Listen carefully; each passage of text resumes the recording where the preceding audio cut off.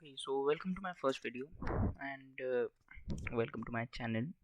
I guess you all are wondering who I am and what I do around here. So let me clarify this. I am Soumava. This is my channel, Soumava Yaps. We'll be doing random reviews, you know. We'll talk about movies, we'll talk about literary works, anything that is related to my passion, that is writing, that is watching cinema, that is just wasting my time on analyzing characters. So let's begin with our first review today. I know it's a bit cliche, but let's start.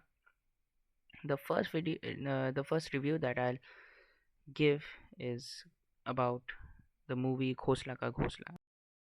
I don't know the exact date. I've not researched a lot. As you can see, I'm still very amateur. But the thing is, Khosla ka Ghosla feels like a comedy that is rooted deeply inside the inherent corruption in India, and it is based on the housing sector. Now, the basic plot is there's Mr. Khosla and his family.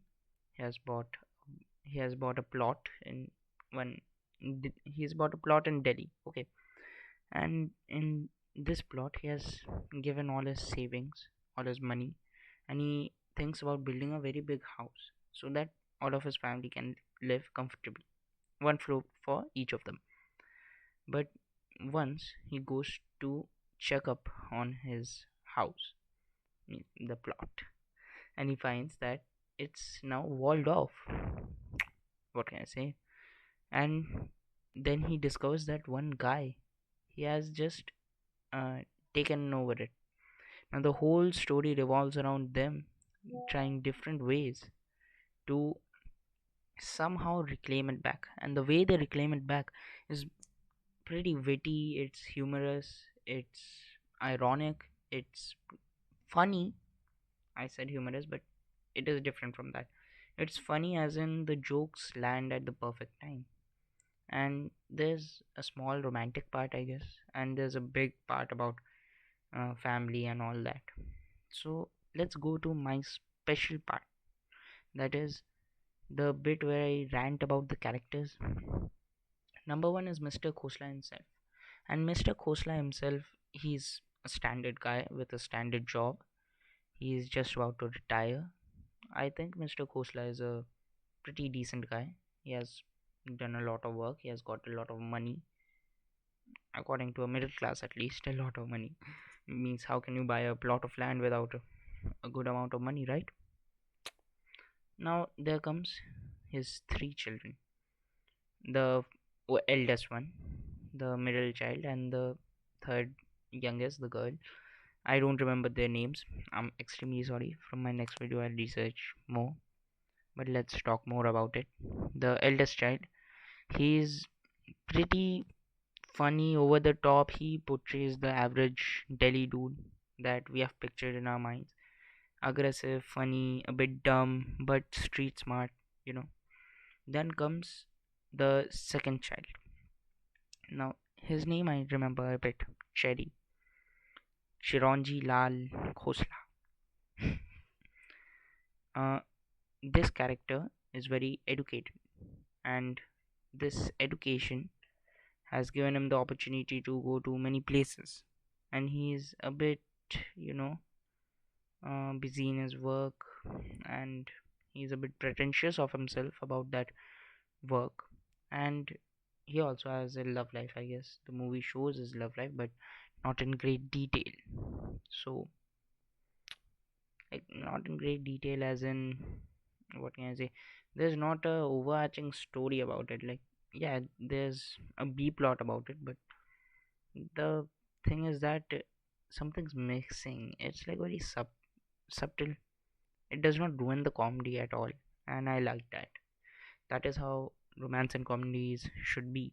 It should be subtle. It should be hidden underneath the story, and that is what we need. But nowadays it does not happen. So Khosla ka Khosla did it perfectly. And now let's see the third one. She is okay. Like, not a very big part, does not add a lot to the comedic effect. She's just there to show that, yeah, we exist. Now, let's see the romance plot, right? It comes in handy because the writers have given it a very big, what can I say, chance. Because the romantic interest, she plays a big part in how they reclaim that plot of land. And it's pretty funny because you see there's one romance part, and then suddenly she's helping them, and it's just so natural. The story is over the top, but the characters, they feel very natural because they seem like an extension of ourselves. We know that somewhere around us there's one Khosla, there's one family like the Khoslas. Somewhere around us there's somebody whose land got taken, somebody around us who is doing the exact same thing that they are doing, but in a realistic manner, legally. So it's good, over the top, but a shadow, a shadow, not a portrayal of realism, but it is stretched. The truth is stretched. And I guess I'll end my rant here because too much yapping for you guys. Uh, like, share, subscribe, the normal things. I won't beg for subscribers. Subscribe if you want, don't subscribe if you don't want. But just remember that quality will improve. I'll give better movies, uh, more international picks, but this one is close to my heart. So, see you in the next video. Hopefully, next week or tomorrow sometime. Let's see. See ya, guys. Bye.